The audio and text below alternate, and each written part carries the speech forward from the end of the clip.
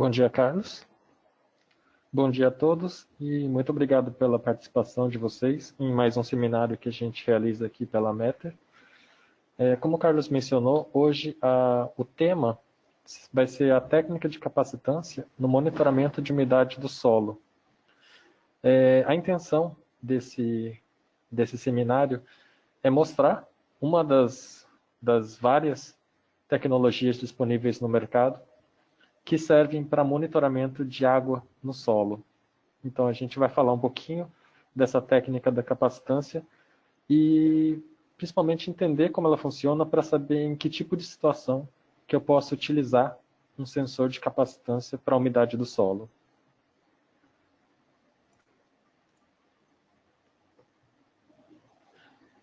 Então, esse é o programa do seminário de hoje. A gente vai tentar rapidamente definir o que seria a umidade no solo. Depois a gente vai falar um pouco da teoria da capacitância, então um pouquinho do histórico, como surgiu e como funciona principalmente, para a gente poder entender as vantagens e desvantagens desse sistema, em que tipo de situação que eu posso utilizar, que ele é melhor aplicado, ou existe algum tipo de situação que ele já não é tão bem utilizado. Depois a gente vai passar pelos tipos de instalação, para tentar definir um pouco como que a gente pode instalar esses sensores no solo, que tipo de situação que a gente consegue colocar, quais as aplicações dele. Vai passar um pouco pela calibração desses sensores, entender um pouco como é feita a calibração deles. E no final a gente vai trazer algumas informações sobre o tipo de informação que esses sensores conseguem fornecer para o usuário. Então, primeiro a gente vai definir o que seria a umidade do solo. A umidade do solo é basicamente a quantidade de água presente nesse solo. Quando a gente define a quantidade de água presente no solo, a gente pode fazer uso de duas unidades diferentes, duas métricas diferentes. A gente pode falar quanto de água que tem nesse solo pelo volume que essa água ocupa no solo. Então, nesse caso, a gente faz uma relação entre o volume de água presente no solo, que a água ocupa no solo, em relação a todo o volume do solo em si, incluindo a parte mineral e também a parte ocupada pelo ar. E tem a parte e a gente pode falar de umidade com base na massa de água presente nesse solo. Nesse caso, a massa de água em relação à massa do solo, dos sólidos do solo mesmo.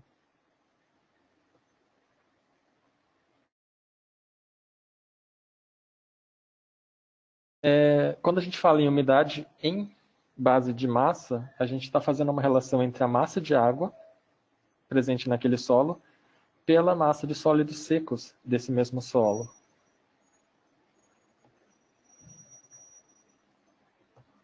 Já quando a gente fala em umidade do solo em base de volume, o que a gente está fazendo é relacionando o volume de água que essa água ocupa no solo pelo volume total da nossa amostra do nosso solo.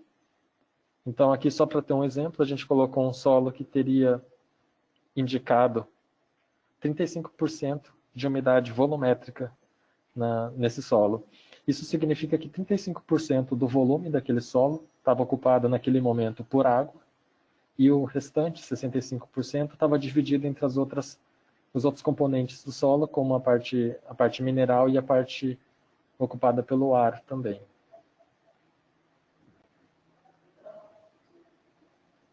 Então, agora que a gente definiu rapidamente o que seria a umidade do solo, a gente vai discutir como a gente mede a umidade do solo, até para a gente poder chegar no nosso tema principal, que seria os sensores de umidade. Existem duas formas de se medir qualquer parâmetro, na verdade, e aqui nesse caso seria a umidade do solo, que a gente tem um método direto de medir essa umidade no solo, que é quando a gente mede exatamente o que a gente procura. Então, se a gente procura o comprimento de um objeto, a gente utiliza uma régua. Então, a gente está medindo diretamente o que a gente procura. E existem outras formas de fazer medições que são indiretas. A gente busca saber uma propriedade de algum material, mas a gente não vai medir diretamente essa propriedade, e sim uma outra propriedade que a gente consegue relacionar com o que a gente busca por meio de calibração. Nesse caso, é mais ou menos como medir a temperatura de um ambiente com um daqueles termômetros de expansão. A gente está medindo, na verdade, a expansão de um líquido baseado na temperatura, e pelo método de calibração a gente consegue inferir a temperatura daquele ambiente. Mas a gente não está medindo diretamente a temperatura em si. No caso de umidade, quando a gente fala de medição direta, é aquele método de diferença de massas. Então, a gente pega um solo, faz a secagem desse solo em estufa para saber por meio da diferença de massas entre a massa úmida e a massa seca, qual que é a massa de água que foi perdida naquele solo. Com isso, a gente consegue saber a massa de água que existia naquele solo. E se a gente souber também o volume daquele solo, a gente consegue inferir, transformar, na verdade, essa massa de água em conteúdo volumétrico de água no solo.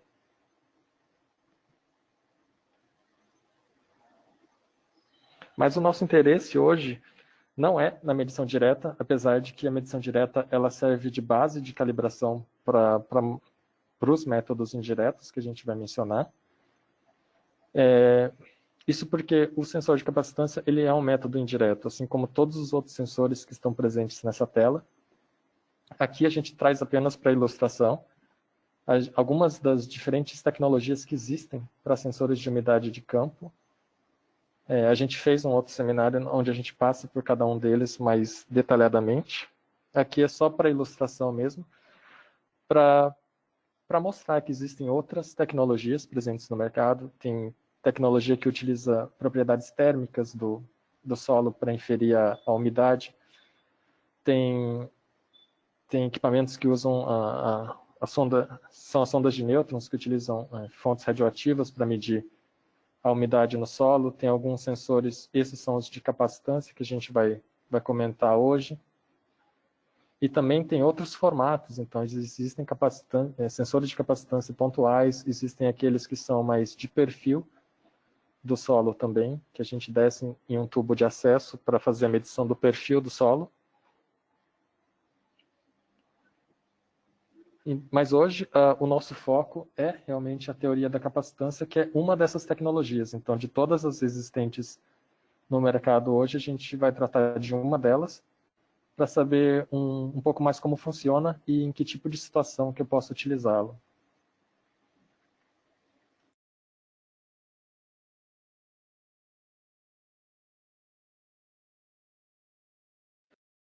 Então, a teoria da capacitância, ela se baseia nas propriedades elétricas desse solo. Então, ele vai funcionar, como o próprio nome diz, como um capacitor, e vai fazer uso do solo como o meio capacitivo nesse caso.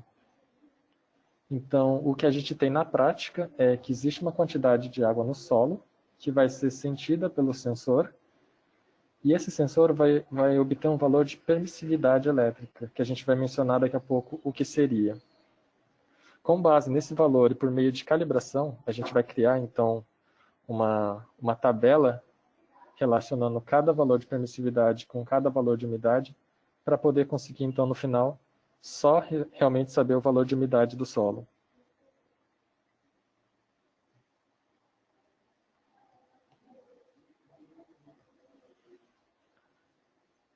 Então, essa tecnologia da capacitância, ela já tem algumas décadas de existência. Aqui a gente traz como referência o porquê que essa tecnologia foi estudada e um pouquinho da história dela. Então, existia na década de 70 uma tecnologia chamada de TDR, que não é a de capacitância, que era utilizado principalmente na tecnologia de energia. Então, para saber, principalmente nas redes de cabos elétricos, em que local que existia um problema de comunicação desses cabos, eles utilizavam um tipo de sinal que era lançado nos cabos, e E baseado no tempo de retorno desse sinal, da onde ele parte para onde o problema se encontra e depois se retornar para o equipamento, eles conseguiam determinar em qual local do cabo existia um problema. Então, o TDR ele funciona basicamente igual para sensores de umidade do solo. Ele se baseia nesse tempo que o sinal leva para se propagar ao longo da sonda.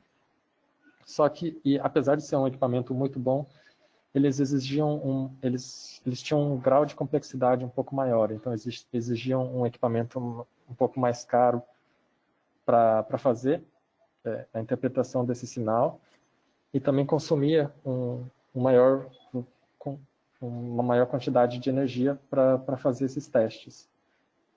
Então, a constante dielétrica ela começou a ser estudada para fins de umidade do solo também. Já era uma tecnologia que existia até antes do TDR, mas no começo ela tinha muitos problemas de confiabilidade. Então, aqui a gente está falando propriamente da capacitância, que foi uma tecnologia que começou a ser estudada, mas no começo ela dava problemas de leitura, principalmente em solos salinos. Então, levou um pouco mais de tempo para esse tipo de tecnologia conseguir produzir um sensor confiável para a utilização no monitoramento de umidade do solo. E isso aconteceu porque, com o desenvolvimento de novos eletrônicos e a percepção de que o problema estava na frequência de trabalho desses sensores, nos megahertz que eram utilizados para gerar o campo eletromagnético, a gente conseguiu passar a ter um sensor de capacitância mais preciso e mais confiável na hora de monitorar a umidade do solo.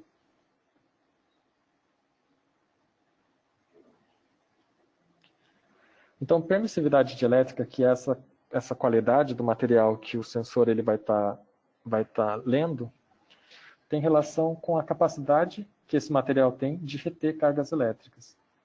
Então, quanto maior é a constante dielétrica do material, melhor capacitor ele é, e a substância consegue armazenar mais cargas. E essa tabela mostra muito bem o porquê que esse tipo de tecnologia funciona para solos. Aqui a gente tem uma lista dos diferentes componentes de um solo mineral comum.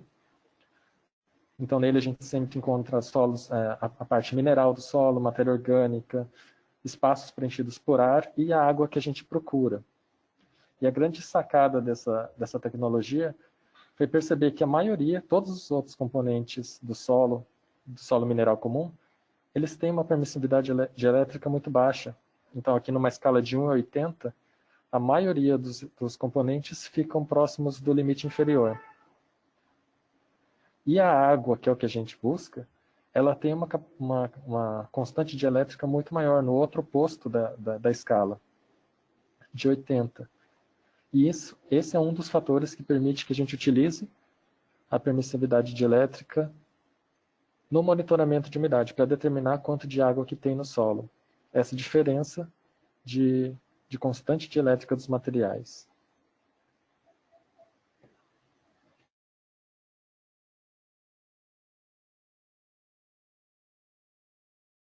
Então, aqui é a equação que se utiliza para transformar essa permissividade dielétrica em volume de água do solo.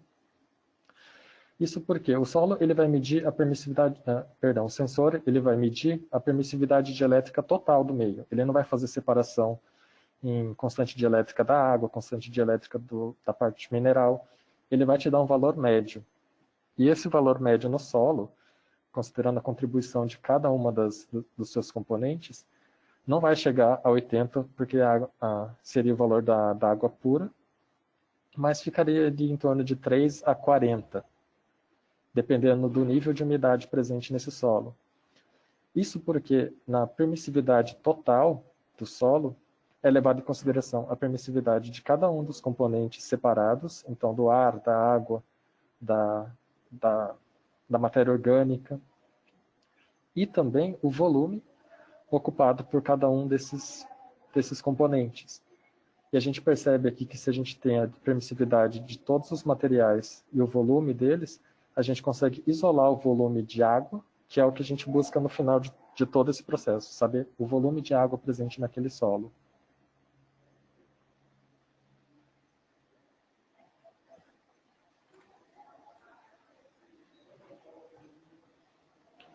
Então, esses são os dois pontos importantes para a gente entender o porquê que o sensor de capacitância funciona no solo.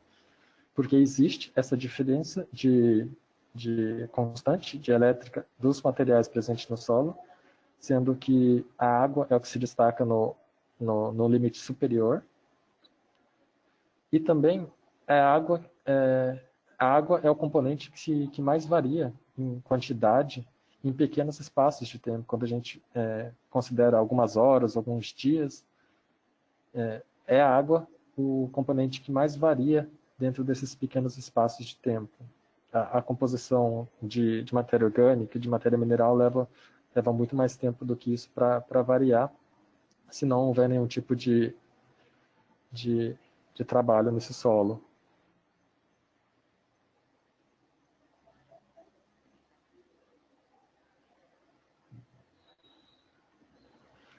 Então, aqui é uma visão de como o sensor funciona, um sensor de capacitância. Nesse caso, é um sensor de capacitância que tem dois dentes, mas existem sensores que a placa é única também. Mas a função é basicamente a mesma. É sempre ter um polo positivo e negativo gerando um campo eletromagnético. E tudo que tiver presente nesse campo é o que, de fato, vai ser medido pelo sensor. E aqui é que entra o conceito de volume de influência, que a gente sempre comenta quando trabalha com sensores, independente seja de ser um sensor de capacitância, um sensor de sonda de nêutrons, todos eles têm um certo volume que eles medem de solo ao redor deles.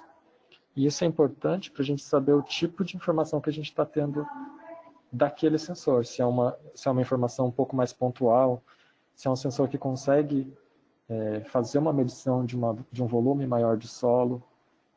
Então, esse volume de influência é o volume que cada sensor considera na hora de fazer a leitura de umidade do solo. Então, só a título de curiosidade, os sensores de capacitância, eles têm alguns centímetros ao redor deles que eles consideram na hora de fazer essa umidade do solo. Então, eles são bons para fazer essas leituras mais pontuais mesmo. Fazer separação de algumas profundidades, de 15, 30 centímetros, eles conseguem fazer esse tipo de separação. Existem sensores, outras tecnologias que conseguem volumes menores e também outras tecnologias que conseguem volumes maiores.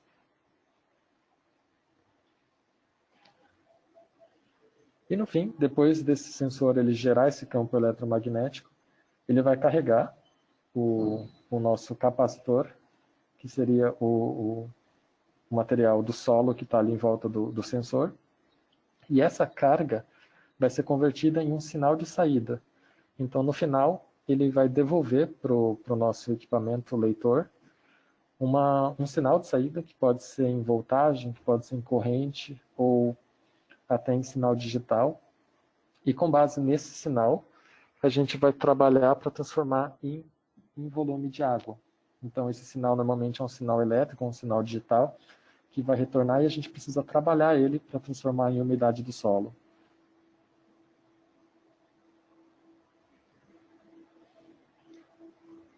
Esse gráfico aqui mostra, por exemplo, alguns tipos de sinais que são devolvidos. Então, foram considerados 4 tipos diferentes de solo, com diferentes granulometrias e também salinidades. E o tipo de sinal que retorna para o nosso data logger, para o nosso leitor. E ele tem relação, a amplitude desse sinal, com a quantidade de água presente nesse solo.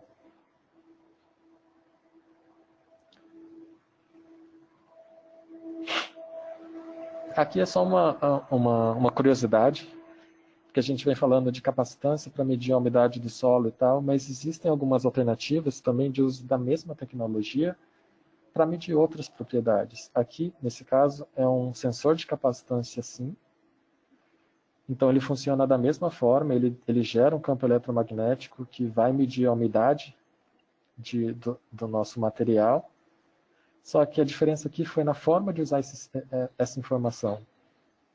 Como quando a gente consegue isolar esse campo eletromagnético e medir só a umidade de um certo material, nesse caso aqui uma cerâmica, e a gente tem a curva de retenção de água desse material, a gente pode, então, medir a umidade desse material, a quantidade de água presente nele, e pelo uso da curva de retenção, chegar no valor, por exemplo, de potencial hídrico do solo. Porque a curva ela faz essa relação. A gente tendo um dos dois parâmetros, a gente consegue chegar no outro.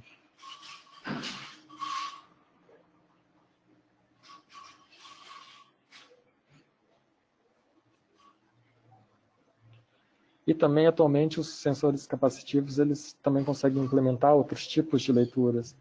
Então, eles usam essa tecnologia da capacitância para medir a umidade, mas também dentro do corpo deles, no cabo, em algum local, eles conseguem implementar leituras de temperatura do solo e também de condutividade elétrica. Então, agora que a gente definiu um pouco o que seria esse sistema de capacitância, a gente vai passar um pouco das vantagens e desvantagens desse sistema para ajudar a entender melhor também qual tipo de situação que a gente pode utilizar um sensor desses. Então, os sensores de capacitância, eles vieram como uma alternativa.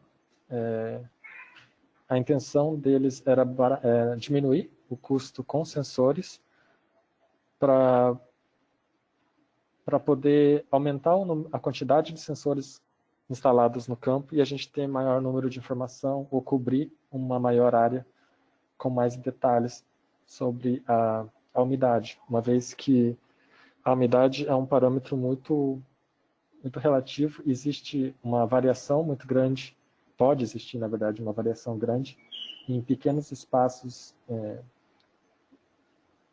em pequenas distâncias a gente consegue uma variação considerável de umidade. Então, quanto mais informação a gente conseguir, principalmente de áreas mais homogêneas, melhor. E o sensor de capacitância vem para tentar aumentar essas redes de sensores pelo baixo custo deles. Isso porque eles também requerem aparelhos simples para leitura, então não precisa de um aparelho complexo para fazer uma leitura de um sensor de capacitância. Existem sistemas já prontos que conseguem fazer a leitura desses sensores, mas também tem muita gente aí desenvolvendo os próprios dataloggers para pegar esse sinal do sensor e fazer a transformação em umidade. Então, eles são bastante utilizados também para integração com sensores próprios ou de outros fabricantes.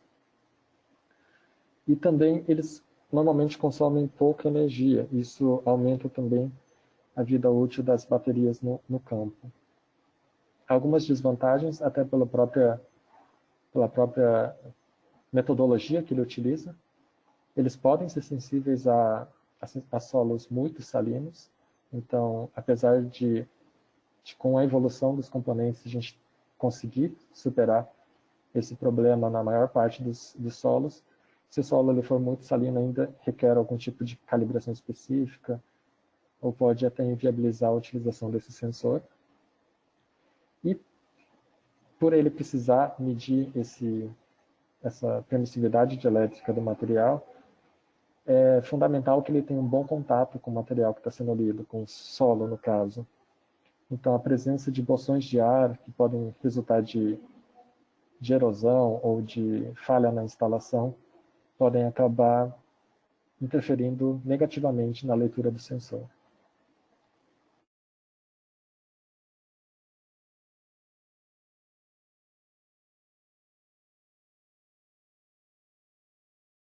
Então, agora a gente vai mostrar um pouquinho como podem ser as instalações feitas no campo desse tipo de sensor. Com relação à profundidade, isso é uma pergunta que a gente recebe bastante. Existe alguma limitação com relação à profundidade que esses sensores podem ser instalados no campo? A resposta é não. Não existe uma limitação com relação à profundidade. Ele pode ser instalado na profundidade que a pessoa desejar. Aqui a gente pede só para que a pessoa considere 3 fatores. Primeiro, a própria limitação do comprimento do cabo do sensor.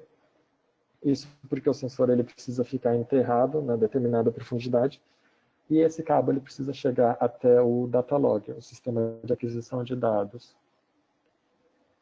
Considerar também a relevância da informação, então eu preciso monitorar naquela profundidade, por quê? Porque as minhas raízes chegam ali, porque eu preciso saber o movimento da água no solo, eu preciso colocar mais fundo, mas existe uma variação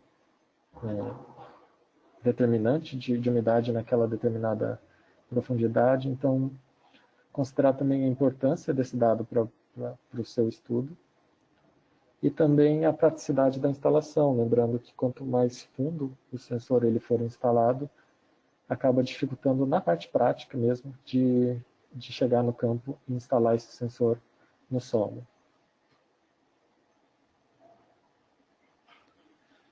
Aqui a gente exemplifica os tipos mais utilizados de instalação de sensores no campo. Como a gente viu, esses sensores mais pontuais eles podem ser distribuídos em diferentes profundidades e algumas pessoas fazem um corte no perfil do solo e inserem na parede dessa trincheira, outros fazem um furo com um trado, colocam um sensor no fundo desse trado, então ele perfura o solo até a profundidade desejada e instala esse sensor por meio de um cano. A gente vai ver algumas imagens de instalações para ter uma ideia de como funciona. Existe também alguns que preferem colocar na diagonal, e aqui, apesar de ser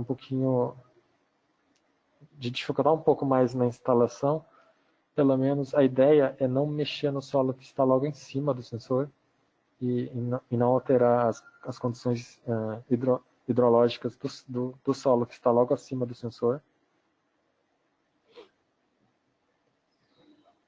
Então, essas fotos são de uma instalação que foi feita do sensor em método de trincheira. Então, foi cortado o solo, foi exposta uma parede desse solo e o sensor foi colocado na lateral.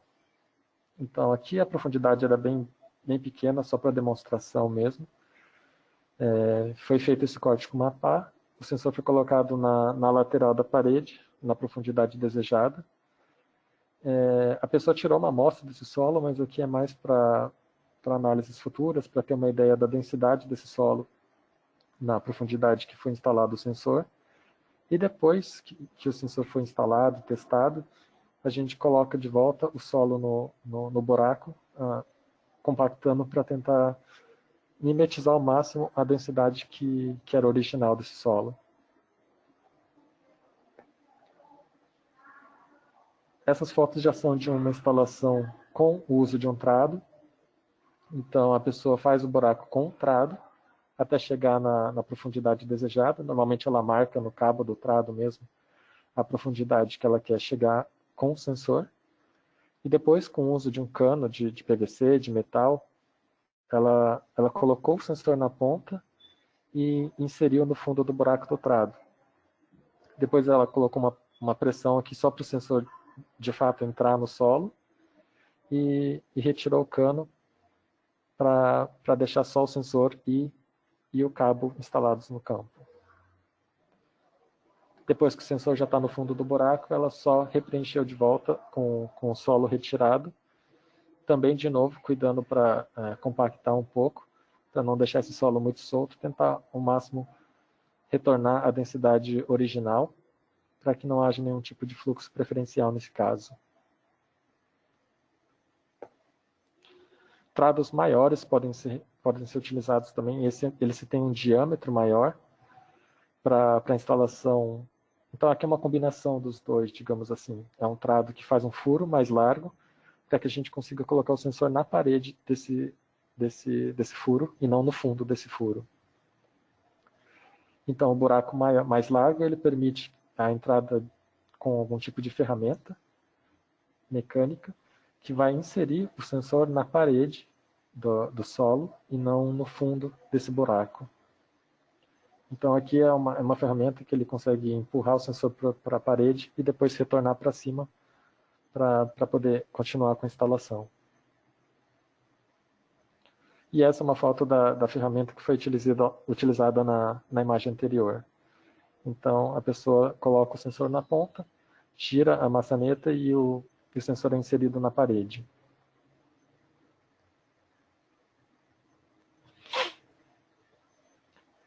Algumas observações com relação à instalação. Também depois que foi feito tudo isso, o sensor fica lá no fundo do solo, mas ainda existe uma parte que fica na superfície, que são os cabos, que são a parte do data logger em si. Então, tomar um certo cuidado, tanto na organização, até para a gente não se perder de qual cabo é cada sensor, porque uma vez enterrado a gente já não consegue ter um acesso visual de qual sensor está em cada profundidade, mas também para a durabilidade desse sistema no campo. Então, evitar que insetos, que roedores acabem destruindo o nosso sistema. Um outro cuidado também é sempre considerar a melhor forma de instalar o sensor para que não haja nenhum tipo de parada de água em cima dele. Então, por exemplo, colocar aqui o sensor mais na vertical para que não exista um eixo deitado em que a água possa se acumular ali e acabar fantasiando a nossa leitura de umidade. Ela pode ser superestimada, ou então a gente já viu casos que a água para aqui, mas existe uma certa erosão embaixo desse eixo, que acaba atrapalhando muito nas leituras de umidade do solo.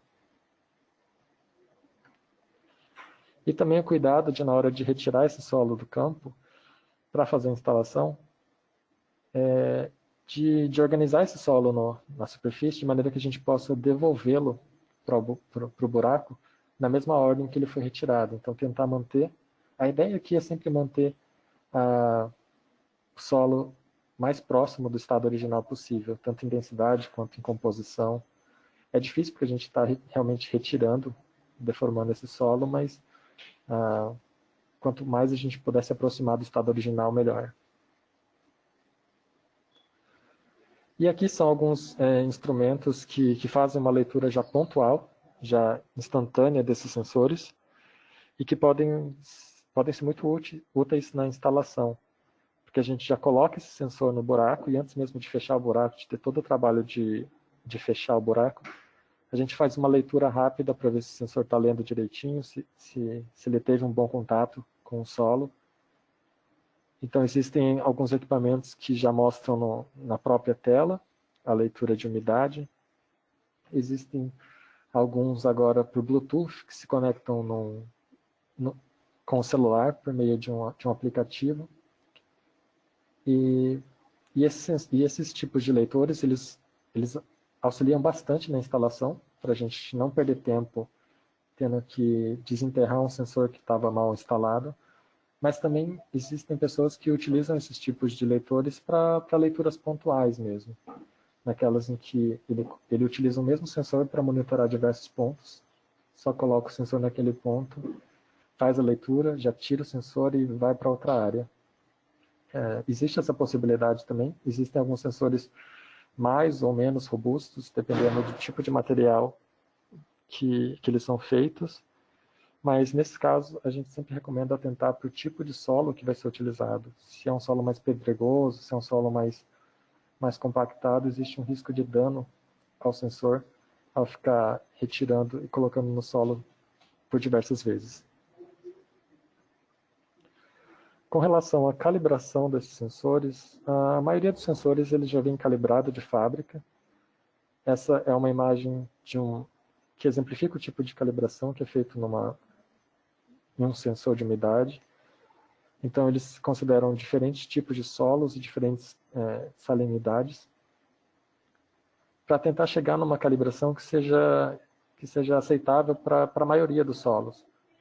Então, esse é o tipo de calibração que a gente pode encontrar em um sensor vindo direto da fábrica, para que a pessoa não precise ficar calibrando antes de fazer o uso desse sensor. Então, ela já pode chegar e utilizar. É claro que como aqui a gente está fazendo uma média para os diferentes tipos de solo, existe uma amplitude de erro um pouquinho maior aí, que pode ser melhorada ou não através de uma outra calibração, que é a calibração específica. Então, normalmente, quem faz esse tipo de calibração tem um solo muito diferente dos que são utilizados normalmente para calibração de fábrica, ou então eles acham que a precisão vinda de fábrica não os atende e a tendência é melhorar pela calibração específica. Então, para fazer essa calibração, é uma calibração que pode ser feita pelo usuário. Basicamente, a gente prepara o solo, tira alguns dados por meio de estufa e de sensores e cria uma nova equação que a gente vai utilizar para a umidade do solo.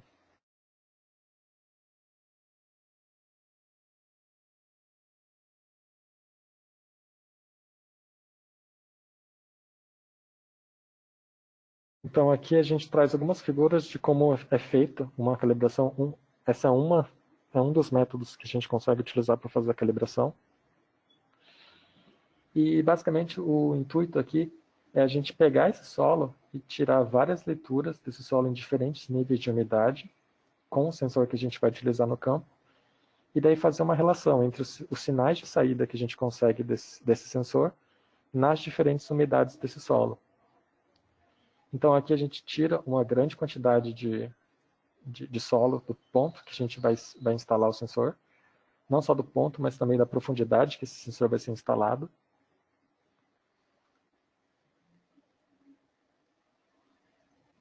E vai preparando subamostras. A gente parte nesse caso aqui, nessa metodologia, a gente parte de um solo seco ao bar, do qual a gente retirou as partículas maiores também, e coloca uma subamostra dentro de um pote que seja suficiente para acomodar aquele volume de influência do sensor que a gente comentou, para que, de fato, o sensor esteja lendo só o solo e não esteja se restringindo ao volume do vasilhame. É importante, na hora de colocar esse solo também, respeitar a própria densidade original do solo no campo. É claro que a gente novamente está perturbando esse solo, a gente tirou, a gente secou e tudo, mas a ideia de você pressionar um pouco esse solo é para deixar o mais próximo da densidade possível.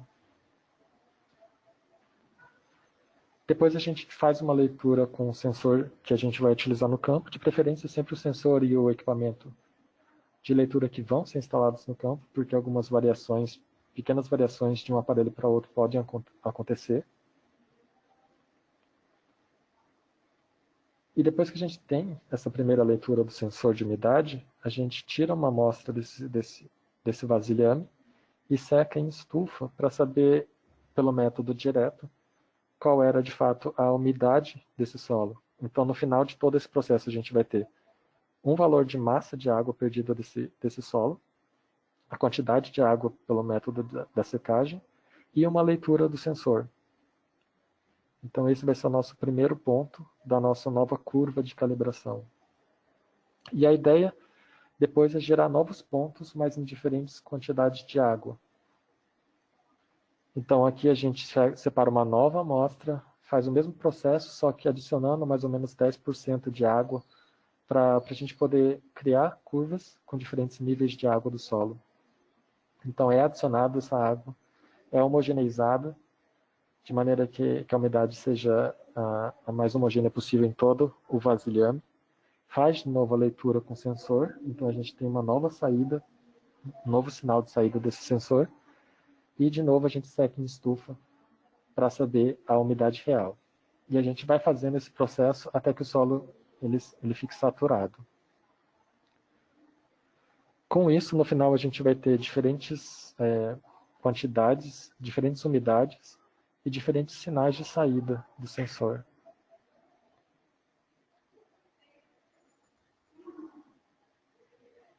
E depois de secar em estufa, a gente consegue a massa seca dessas umidades para chegar na massa de água realmente que existia em cada uma dessas amostras. E esse é um exemplo de nova calibração que a gente tem. Então, aqui foram gerados 6 pontos, 6 diferentes níveis de umidade do solo e 6 diferentes saídas do sensor.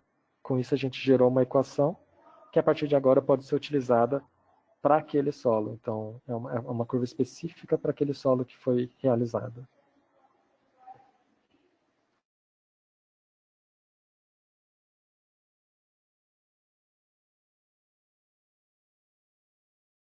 E, por fim, a gente traz aqui só alguns exemplos do tipo de informação que esses sensores eles fornecem para o usuário e algumas aplicações que podem ser utilizadas. Então, normalmente, os sensores de umidade, de maneira geral, e principalmente os de capacitância pelo menor custo, eles acabam permitindo a utilização em grande quantidade. Então, a gente consegue monitorar maiores áreas, porque a gente adiciona novos pontos de monitoramento, e também pelo nível de precisão que esses sensores eles conseguem fornecer atualmente, eles podem ser utilizados tanto para monitoramento comercial quanto para monitoramento de pesquisa, seja de pesquisa na agricultura, na silvicultura, na parte de desastres naturais também. É um sensor que tem esse alto nível de precisão que esse tipo de estudo demanda. Então, atualmente, a gente tem, entre as mais comuns das aplicações, gerenciamento de irrigação, então, nas lavouras, para diminuir a perda de água e consumo de energia, pesquisa com cálculos de balanço hídrico e monitoramento de desastres ambientais, e até para auxiliar um pouco na decisão do planejamento de tratos culturais do solo. Esse é um exemplo de tipo de informação que a pessoa consegue acessar. Então, no final, ela pode ter um monitoramento ao longo do tempo. A planilha ela vai te dar a data e hora das leituras. Aqui, o intervalo está bem pequeno, cada 1 minuto. Não há necessidade disso, era só para a gente ter mais dados para colocar aqui. Mas esse intervalo é variável de acordo com a necessidade do usuário. E no final ele vai ter, em determinado dia, determinada hora, qual era a umidade, e depois pode acrescentar temperatura, dados do ambiente naquele local também. Isso vai muito da configuração do sistema do usuário. Mas fica bastante flexível essa avaliação para que ele tenha, no final, dados importantes, porque realmente a umidade aqui não vai mudar de minuto em minuto, por exemplo.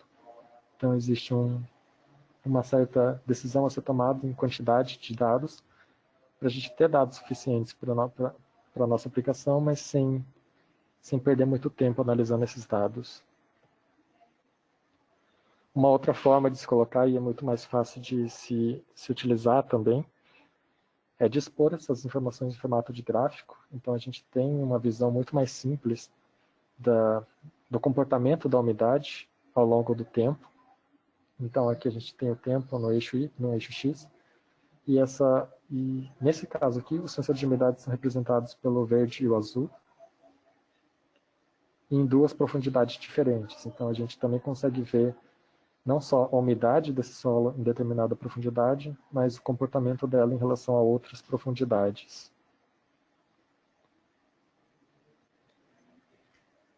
E na parte de gerenciamento de irrigação, uma das vantagens de se utilizar um sensor de umidade é que os métodos cíclicos, que consideram determinados limiares para iniciar a irrigação, eles não levam em consideração muitas condições ambientais, não só do solo, mas também a temperatura, a umidade relativa do ar.